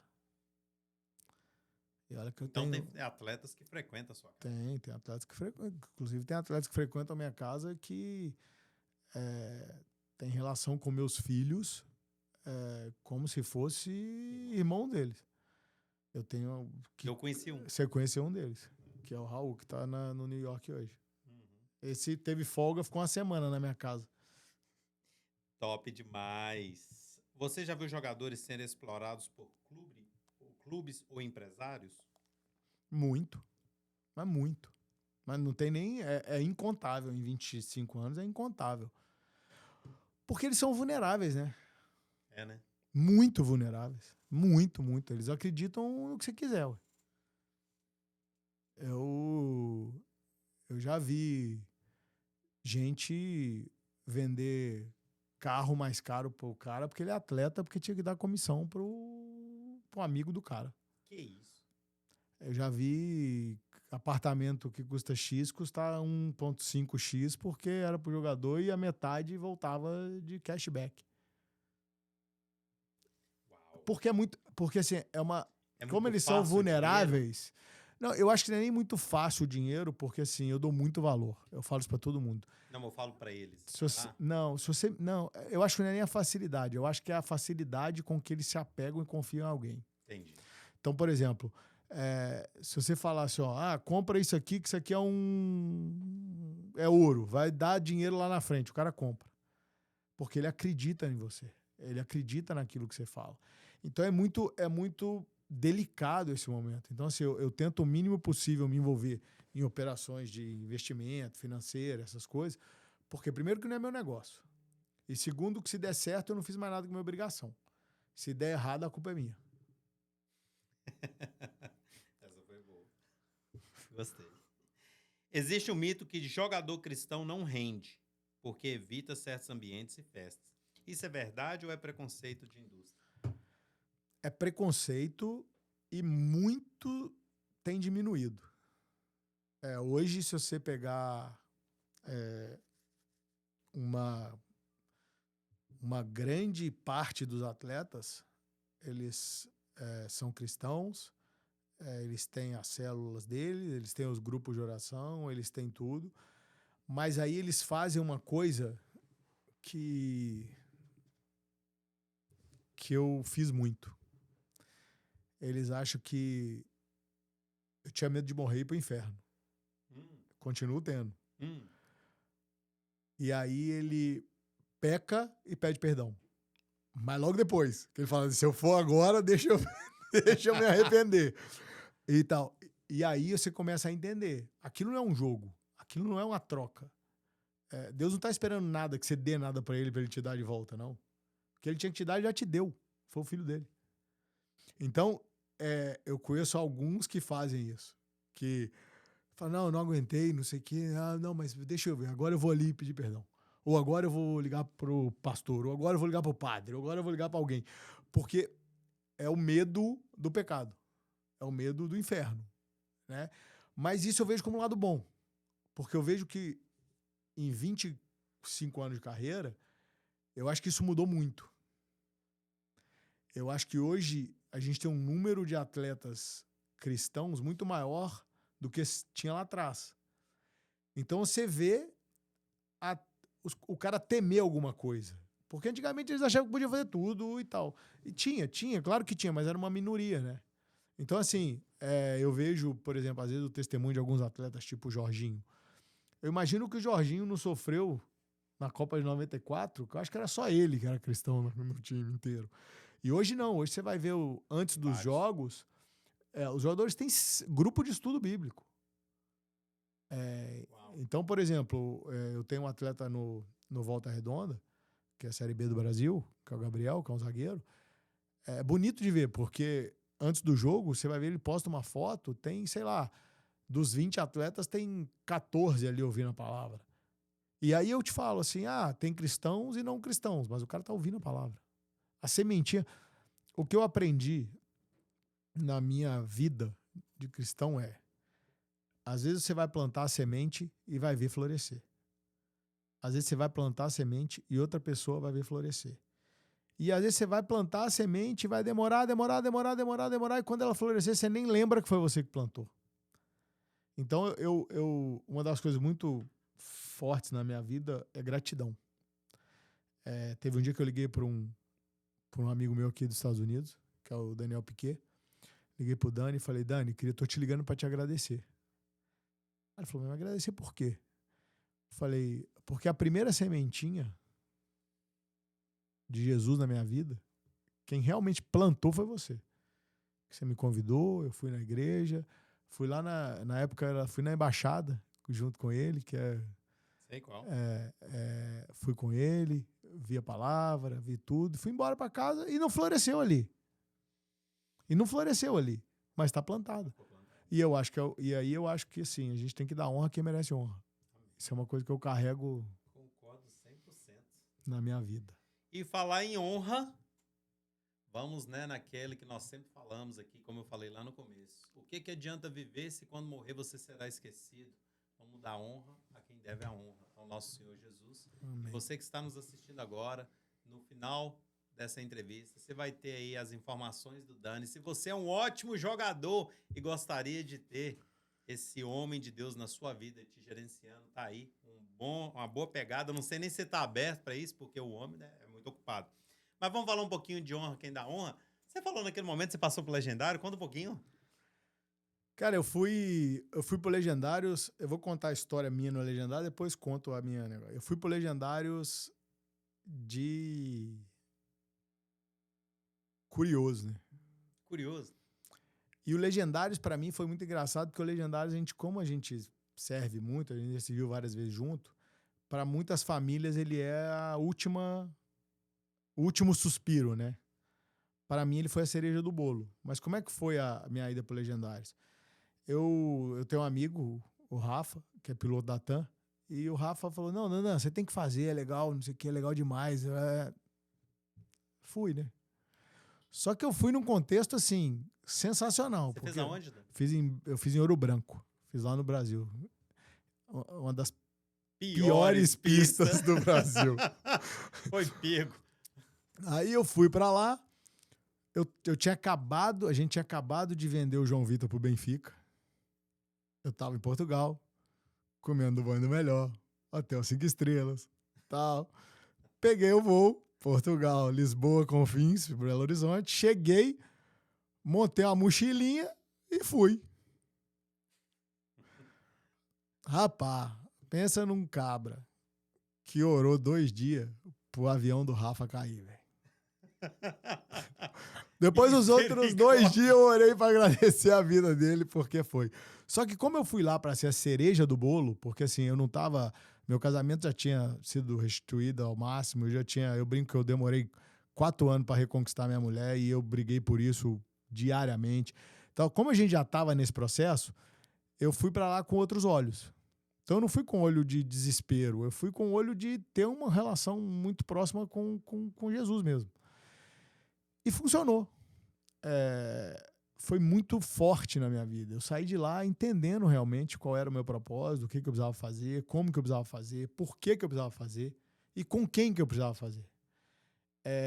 Então, assim, tanto que hoje, na minha casa, meu irmão é legendário, o namorado da minha mãe é legendário, todos os meus colaboradores são legendários. Seu filho. Meu filho é legendário. Meu futuro genro vai ser legendário, querendo ou não. Mas foi um momento muito marcante na minha vida. E aí, quando eu voltei para cá, para os Estados Unidos, para ficar aqui, eu fui atrás para entender. E aí foi quando começou os tops em português na Flórida. Eu sirvo desde o primeiro e tudo. Então, assim, o Legendários foi uma coisa que eu acho que selou a minha transformação.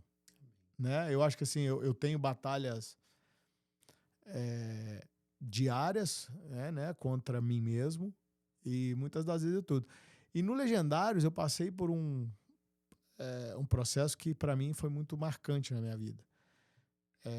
Eu cometi um erro, e quando eu cometi esse erro, eu ia coordenar a equipe de voz de um dos tops. E quando eu cometi o erro, eu falei, para mim acabou. E as pessoas que estavam nesse top eram pessoas que, algumas eu tinha uma relação, igual você, e outras eu tinha um pré-conceito. E quando tudo se resolveu, essa pessoa sentada numa sala comigo, uma das pessoas, vou falar o nome porque eu acho que a gente tem que dar honra a quem merece honra, que foi o Rogério Emerick. Eu falei para ele que não ia subir. Falei para ele, não vou, não tem condição, não vou. Ele virou para mim e falou assim, você vai subir do meu lado. Essa montanha é para você. Que lá em Atlanta é uma montanha. E eu sou um cara que não dá para eu esconder quando eu tô feliz e quando eu tô triste. Essa é uma coisa que eu falo para Deus assim, por quê, né? E assim eu entendo por quê. Então as pessoas que me conhecem sabiam que tinha alguma coisa diferente. Sabiam, ninguém sabia o que tinha acontecido, mas sabiam que tinha alguma coisa diferente. Não era o mesmo Daniel que estava ali. E ali eu fui abraçado por pessoas que eu sempre pré-julguei, né? E essas pessoas me abraçaram. E uma das pessoas que para mim foi muito marcante tá aqui na minha frente, que foi o Aldo. O Aldo falou assim, Dani, eu lembro da frase. Ele me abraçou e falou, Dani, só tem uma pessoa que pode te julgar. E ele morreu na cruz. E a graça é de graça. E é para quem não merece. Vambora? E aí eu vou completar, né? Depois ele falou, tá tudo bem. E aí, Deus fez uma montanha para mim. Então, naquele momento ali, eu vi que eu recebi 3 profecias de profetas diferentes, que eu ia, antes disso tudo, que eu ia ter um ministério nos Estados Unidos, em português. eu moro numa cidade que a minha igreja é americana, então eu falava, tá bom, profeta, beleza. E até um dia que minha esposa sabiamente falou assim, ô Dani, sabe aquelas profecias? Você já pensou numa coisa? Quantos homens você já guiou na montanha? Eu falei, sei lá, 2.000? Ela falou, tem ministério mais bonito que esse? E aí eu entendi. E aí é o que eu falo, enquanto eu ver Jesus em todas as coisas que eu faço na minha vida, eu vou continuar fazendo. A hora que eu não ver mais Jesus, seja no meu negócio, seja no meu ministério, seja em qualquer outra coisa, tirando o meu casamento, que é inegociável, que se ele pensar isso aí, a gente puxa ele pelo pé, eu abro mão, que eu sei que ele vai me dar outra coisa, que eu sei que ele vai fazer acontecer outra coisa. Eu tenho muita certeza hoje disso. Então eu tinha medo de muitas coisas. Hoje eu tenho muita certeza. E muitas vezes eu brinco que esse é um problema meu, porque a minha fé é infantil. As pessoas às vezes brincam que assim, a gente dá o passo e ele bota o chão. A Flávia fala pra mim que eu dou 50 passos esperando ele vir botando no chão, igual o videogame, porque eu não... tal. Só que ao mesmo tempo, o que eu aprendi com esse erro foi o seguinte. Primeiro, a gente não tem que desafiar o inimigo em momento nenhum na nossa vida. Porque por mais que a sua parede tá concretada, tá tudo, ele vai sempre procurar uma brecha. Nas pequenas frestas. É onde entra a aguinha, é onde entra qualquer coisa. Então eu aprendi isso na dor. E eu falo, se não vai no amor, vai na dor. E é fruto de oração da minha esposa. Ela falou, não, eu orei por isso. Tá bom, você orou para eu sofrer? Não é bem isso, mas ela orou para que Deus tratasse da forma que ele achasse que tivesse que tratar. E foi desse jeito. Então, assim, eu hoje tenho pouca vergonha de falar isso, porque, assim, as pessoas que, quando aconteceu, eu queria que demorasse para saber, souberam com cuidado de Deus, que foram meus filhos. Que eu queria contar, não lembro se foi você ou se foi o Felipe, na época falou, espera, e eles ficaram sabendo de uma maneira leve, que foi muito legal. Então, assim, hoje, eu tenho o privilégio de receber mensagens da minha filha, dela falar assim, pai, eu fui jantar com a minha amiga e eu fiquei 1 hora contando como que você e mamãe evangelizam os outros. Não tem preço, tá pago o preço e tudo. Então, o Legendários para mim é um movimento que chancelou a minha transformação em Cristo, me ajudou muito e eu vi ele transformar a vida de muitas pessoas próximas a mim. Então, assim, é um movimento que eu vi realmente mudar pessoas.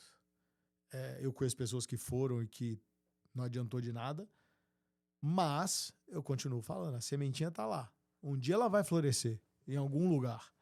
Mas foi isso. Eu acho que essa é uma... Então, assim, existem pessoas que eu tenho muita gratidão, assim no Legendários. Eu tenho muita gratidão. Até pessoas que às vezes as pessoas falam assim, não, eu tenho gratidão. Eu tenho gratidão a você, tenho gratidão ao Rogério, tenho gratidão ao Glauber, tenho gratidão ao Paulão, que foi a pessoa que falou assim, vem cá ser voz comigo. Eu tenho gratidão a essas pessoas porque as pessoas falam assim, vamos junto. E aí cada um de um jeito recebe a porrada de um jeito. A gente tem que entender o seguinte, nem todo mundo é igual, é o que eu sempre falei. Ninguém é igual. Então, assim, a porrada que às vezes eu vou receber de um jeito, o Aldo vai receber de outro, o João vai receber de outro, o Manel vai receber de outro. Então, assim, essa é a minha vida hoje. Assim. Então, assim, é uma vida que eu luto, eu tenho batalhas diárias, assim, comigo, com o meu ego, com a minha vaidade, com a minha raiva. Eu era uma pessoa que se irava muito fácil, mas muito fácil. Mas muito fácil. Eu falava muito palavrão, ainda falo bastante, mas assim, quando eu falo, volta. Sabe aquele que você fala, você tenta engolir, mas já foi? Eu ainda falo, mas eu falava muito palavrão. Eu fui criado... Você tem quanto tempo de conversão? 5 anos. 5 anos. Eu fui criado de uma maneira que a minha bisavó me sentava em cima do piano, italiana. Ela me sentava em cima do piano pra falar palavrão. Então ela falava o palavrão, eu repetia, ela... Eu falava, eu repetia, ela... Então, quer dizer, É um negócio que eu era criança, eu lembro... E assim, eu sou uma pessoa que tem pouquíssimas memórias dessas coisas, mas eu lembro as cenas. Eu lembro todo mundo na casa, todo mundo querendo, ela me sentava em cima do piano. Então, assim, é um negócio que você vai trabalhando dentro de ti. Agora, quando você entende... Porque eu falo o seguinte, o problema não é você, às vezes, errar. O problema é você errar e firmar naquilo. Quando você erra, entende que você errou e fala, opa, deixa eu dar o passo para trás, eu acho que é isso que Cristo quer da gente. Aleluia! E, gente, aproveitando dele falar que isso que Cristo quer da gente, eu gostaria de deixar essa pergunta para você. O que Cristo quer de você nesse exato momento, cidadão? Depois desse monte de coisa que o Dani falou, depois desse monte de pérolas, né? Falou de algo que a gente ainda vai mais para os finais aqui, ainda tem alguns detalhinhos, um bate-bola que eu vou ter com ele rápido. Mas eu gostaria de deixar bem claro para você o que adianta viver se quando morrer você será esquecido. Isso para mim tem batido constantemente na minha mente, no meu pensar, no meu executar. E nós estamos agora final do ano, falta o quê? Um mês e vamos falar 15 dias. 15 dias. É. E você tem a oportunidade de finalizar o ano com chave de ouro e começar um ano melhor ainda, como ao mesmo tempo você tem como enterrar esses 45 dias também e como se nada tivesse mudado. Você é capaz de ditar a sua jornada. Você é capaz de fazer aquilo que o Senhor te chamou para poder fazer. Em janeiro agora, no dia 30 e 31 de janeiro, aqui em Deerfield Beach, nós vamos ter o Legado 360 USA. Dani vai estar aqui, vai ter outras pessoas conosco, muita gente que passou por aqui. E é uma conferência numa sexta e num sábado, para que você possa entender qual que é a essência e qual o motivo do legado. Você homem, você mulher, você jovem. Nós vamos ter alguns preletores que estão vindo do Brasil para poder estar com a gente. A Ariane Marques, que é uma sexóloga, muito gente boa, vai estar com a gente no legado.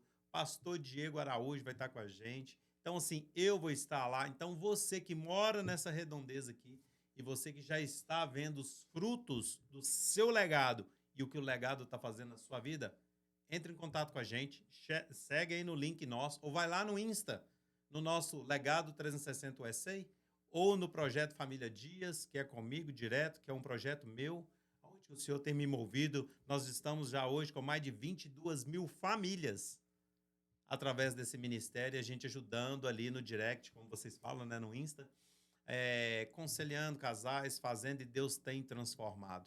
E para você que está nos assistindo, tem aqui um exemplo de um grande homem de Deus que se transformou com o tempo, ainda está em transformação, você vê ele falando, ainda tem hora que eu tenho que embola quando sai o palavrão, mas algo eu tenho percebido na vida dele. Ele tem sido transparente e um homem posicionado. Se você quer fazer diferente, mulher ou homem de Deus, seja transparente, sejam posicionados.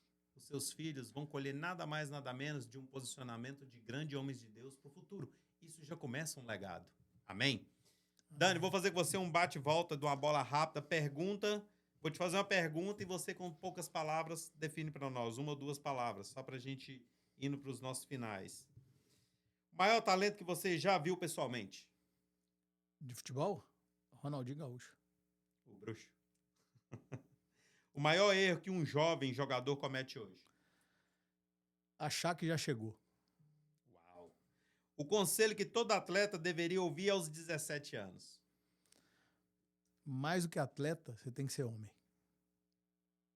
Você acredita que Deus escolhe alguns para serem luz no futebol? Eu tenho certeza disso. Se pudesse mudar uma coisa no futebol mundial, qual seria? A ganância. Qual o maior milagre que você já testemunhou na carreira de um atleta? Uau! Isso é boa, hein? Essa eu vou gastar 30 segundos a mais. Não, pode ir. Eu vi vários milagres. Eu vi atletas, filhos de traficantes, sair de dentro da favela e virar atletas profissionais e depois tirar o pai da favela e tirar o pai disso. Eu vi atletas como um caso do Leandro Castan, que teve um tumor na cabeça e cristão. O Leandro é um que eu brinco que o Leandro eu conheço desde novinho, então era que curou, voltou a jogar e jogou em altíssimo nível, Roma, Corinthians e tudo. Eu vi Deus fazer movimentos muito, muito lindos no futebol. E porque eu acho que ele tá em tudo, né? Então, assim, às vezes você vê aquele atleta que ninguém acreditava e virou. E você vê aquele que tem um talento fenomenal morrer no meio do caminho, porque se perdeu para várias coisas. Não só pelo...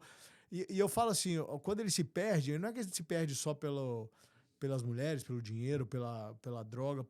Quando ele se perde no propósito ali. Então ele se perde num momento da vida que faltou alguma coisa, ele achou que era autossuficiente, e quando ele vai ver, não dá mais tempo de recuperar. Então, assim, eu vi grandes vitórias, grandes derrotas. Eu vivi com vários atletas cristãos, homens de Deus, assim. Tem um exemplo que eu honro sempre a vida dele, que é o Léo. O Léo foi um jogador que ia ser mandado embora do Atlético.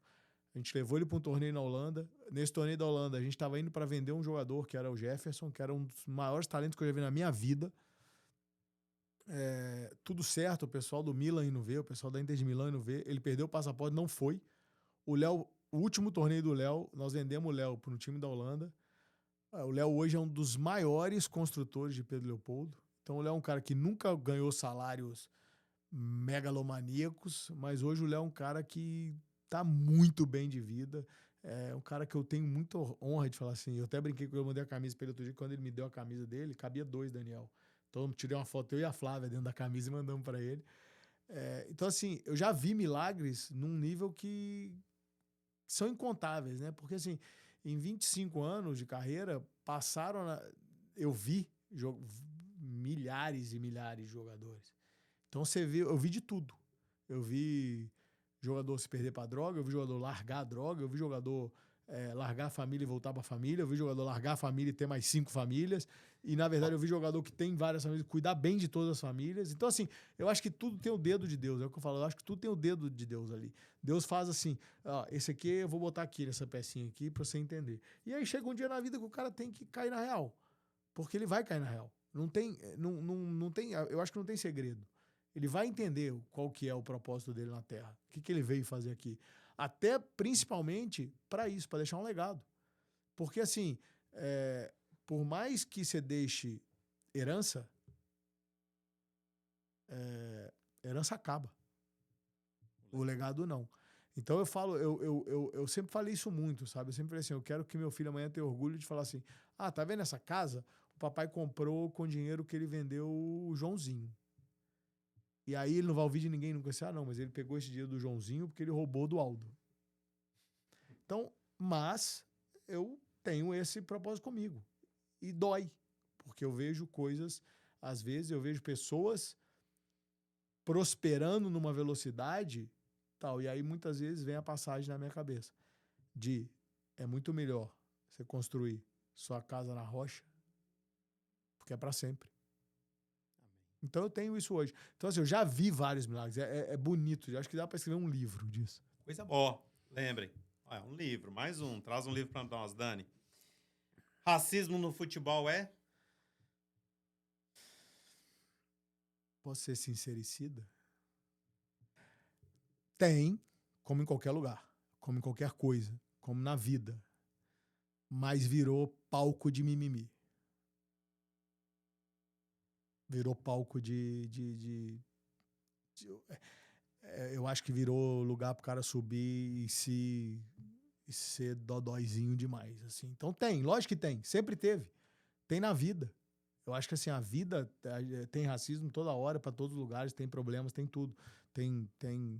Mas eu acho que eles deram muito valor a isso para virar mimimi. Então, assim, eu não acho certo, eu acho que tá errado, mas eu acho que alguns atletas hoje usam disso como palanque de vitimização. Entendi. Ambiente de seleção é mais pressão ou mais vaidade?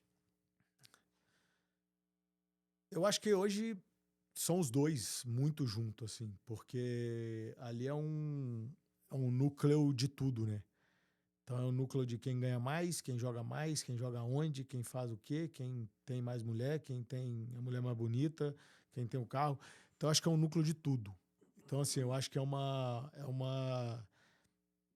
mistura. Eu acho que a dureza é isso, é uma mistura ali. Amém. Qual é a maior mentira do futebol que ninguém tem coragem de falar e você tem coragem de falar? Eu tenho um funcionário hoje que ele, para mim, é marcante na minha vida. O pai dele era funcionário do Atlético Mineiro. E ele chama Pedrinho. E o pai dele falou, não, ajuda o Pedrinho. Eu falei, ajudo, mas ele vai ficar com raiva de mim. Aí ele falou, por quê? Eu falei, não, porque eu vou falar para ele o que eu penso. Ele falou, não, pode falar. Eu falei, Pedrinho, eu vou te ajudar. Você vai largar isso. Vai para os Estados Unidos estudar e jogar bola, porque você não vai virar jogador de futebol. Hoje ele conta isso com muito orgulho, porque ele fala assim, Dani, você foi a primeira pessoa que me falou a verdade. Uau. Então, assim, eu acho que o mais importante, independente de problema, você tem que falar a verdade. Principalmente para eles, porque você está lidando com sonho. Você está lidando com a vontade do cara de mudar a vida da família dele, de sair dali. Então, quanto antes você mostrar para ele que aquilo não vai ser possível, é melhor do que o cara ficar batendo cabeça. Tem umas outras perguntas aqui que eu vou pular para a gente poder ir para os finais, que eu acho que nós vamos ter que fazer a parte 2 dessa entrevista nossa, porque tem muita conversa. Gente, falar de futebol, falar da vida dele, do evangelismo, do que eles fazem. Eu ainda tenho que trazer a esposa dele aqui para a gente poder entrevistar, que é uma história de vida diz que é maravilhosa, é algo que o senhor tem transformado. Mas para mim, poder ir para os finais aqui com você, porque eu sei que eu estou tomando o seu tempo. Vamos lá. O que mais falta para os jovens talentos hoje, caráter ou oportunidade? Eu acho que assim, hoje o futebol tem um negócio muito legal, porque tem muita oportunidade. Depende do tamanho da oportunidade e de o quanto você está disposto a guerrear pela oportunidade melhor. Então, assim, com a criação das SAFs, dos clubes que têm donos, virou realmente um negócio. Só que, geralmente, a gente só vê o Neymar, o Ronaldinho Gaúcho, o Ronaldo Fenômeno, a gente só vê esses jogadores, o Bruno Guimarães, você só vê o jogador da seleção brasileira e os caras que chegaram. Mas como que eles chegaram? Eu acho que o mais importante não é aonde eles chegaram, é como eles chegaram. Então, assim, a história de vida de cada um deles tiveram batalhas que a grande maioria não se sujeitariam. Eu vou te dar um exemplo. Se você me oferecer a vida de um atleta sem eu saber se eu vou virar, eu vou falar, obrigado, quero não. Uau. Porque o atleta de 10, 11, 12, 13 anos, ele abre mão da infância, depois ele abre mão da adolescência, o funil vai só diminuindo, e aí a hora que chega na fase adulta da vida dele, às vezes ele não estudou o suficiente. Então ele tem... Hoje, graças a Deus, ele tem que pelo menos formar. Tem que estudar até o 3º ano. Mas vai estudar daquele jeito. Empurrado, para passar de ano, para não ter problema de nada. Mas, então assim, eu não queria. Se você falar para mim assim, ó, eu não queria. E eu vou te falar um exemplo dentro da minha casa. Se o Daniel tivesse talento, eu ia ser a primeira pessoa a atrapalhar a vida dele. Porque não é saudável. Uau. É insalubre o negócio. E aí, quando você vira profissional, concentração, viagem, concentração, treino, viagem, jogo, concentração, treino. Ah, mas só fica em um hotel 5 estrelas.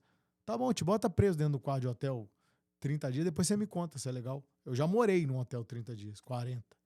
Pergunta se é legal. Presta não. Então, assim, eu não queria. É uma coisa que eu não pegaria. Então, assim, eu acho que hoje existe oportunidade. O caráter. Eu falo que caráter não tem... Eu falo que caráter não tem classe social, né? Caráter é caráter. Você tem ou você não tem. Então, assim, o caráter, independente se for no futebol ou se for na medicina, vai vir da pessoa. Então, é o que você construiu. Então, Eu acho que a falta de caráter, eu acho que assim, ó, eu acho que as pessoas começaram a ter mais preço. E aí, o que aconteceu no futebol? O futebol hoje, eu não preciso falar que não é novidade pra ninguém, mas o futebol hoje tem dinheiro do crime organizado, tem dinheiro de lavagem de dinheiro, tem dinheiro. Então, assim, é muito fácil o cara gastar o dinheiro desse dinheiro em competição ao dinheiro de uma pessoa que é normal, porque geralmente quando eu faço algum investimento, eu tiro de dentro da minha casa. Eu tiro o dinheiro da boca do meu filho, da minha filha, da minha mulher, para dar pro filho dos outros. É esse o negócio. Mas não é que eu tô... É um investimento. Investimento tem que ter retorno.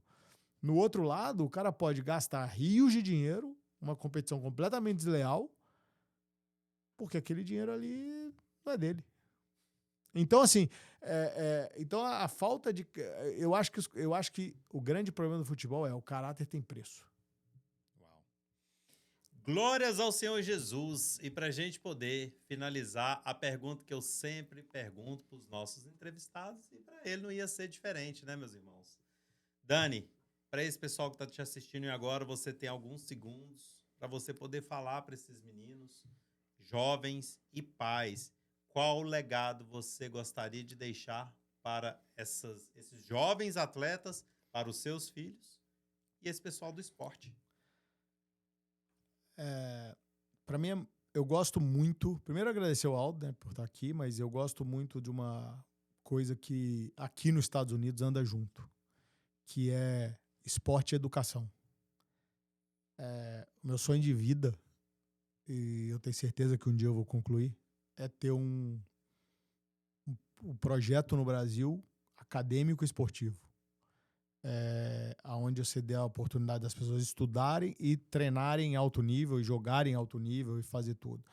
Então, o recado que eu dou para os pais, principalmente os pais de atletas, deixa as crianças se divertirem. Não adianta botar pressão no menino de 10 anos, 11 anos, porque daqui a pouco ele vai falar, não aguento mais, eu não tenho idade para isso. E para os atletas, ser atleta não é fácil. Eu, depois de velho, eu resolvi correr meia maratona, correr maratona, e eu vejo que ser atleta não é fácil. Você tem que seguir um planejamento, você tem que se cuidar, você tem que fazer. Imagina o atleta tal. E o jovem tá na flor da idade. Então, assim, o cuidado que vocês têm que ter com caráter, com a sua pessoalidade, com você, com a sua saúde, é muito maior. Então, eu acho que é só cuide-se. E nada melhor do que... Nós não estamos falando de igreja, nós não estamos falando de placa de igreja, nós estamos falando de nada. Nós estamos falando de uma única coisa. Procure sabedoria na palavra de Deus. É só isso. Para mim é muito claro hoje, porque muitas vezes eu vou fazer alguma coisa e eu tento procurar sempre na palavra de Deus. Então, assim, muitas das coisas que eu faço, ou quase todas, dentro do meu negócio, inclusive para aconselhar pessoas, é dentro da palavra. Para uns eu falo rasgado, para outros eu dou um exemplo da palavra, mas em outra verbalização. Então é isso. Eu acho que os atletas têm que se cuidar. E os pais têm que deixar os meninos serem atletas. E o legado para os seus filhos? O legado que eu quero deixar para os meus filhos é... Não tem nada mais gostoso do que você poder olhar para trás e ver que valeu a pena.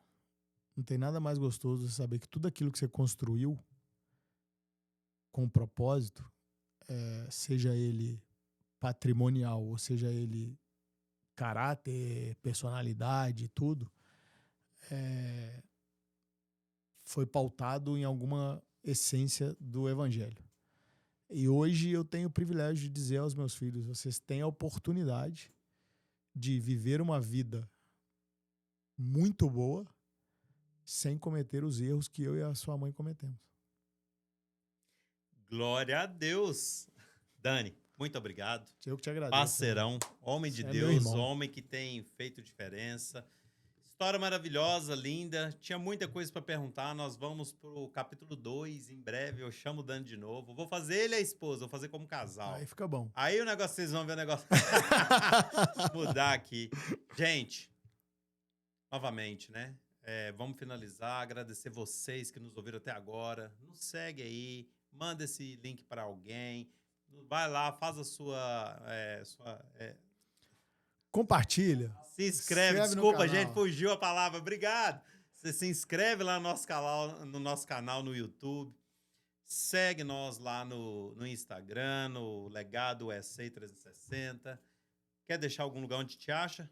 Cara, quem quiser achar um pouquinho do que eu tenho, meu Instagram é D2P Sports, em inglês.